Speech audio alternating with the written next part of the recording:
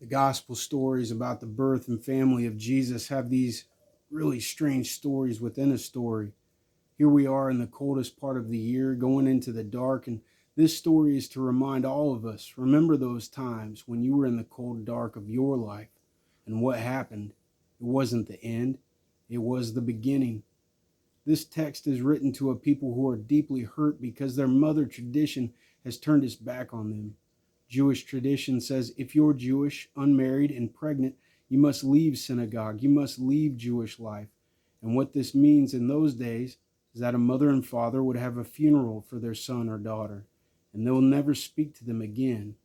We know this all too well, that even today, in some areas of the world, that there's this old structure about if you go against your parents, you're removed from the family's heart in life. So these Christians are bearing this enormous burden of pain, probably resentment and bitterness, that their 2,000-year-old tradition has turned its back on them.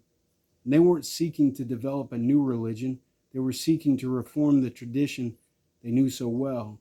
So a number of Luke's audience, because of their Jesus following, would have been disowned by their family of origin. And while they were there, the time came for the baby to be born. She gave birth to a firstborn son. She wrapped him in cloths and placed him in a manger because there was no guest room available for them.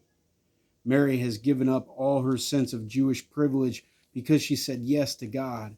She's now going to be the scarlet woman who had everything, and as far as the Jewish people are concerned, will have, in those days, would have thrown it all away, because Mary is also of the priestly class.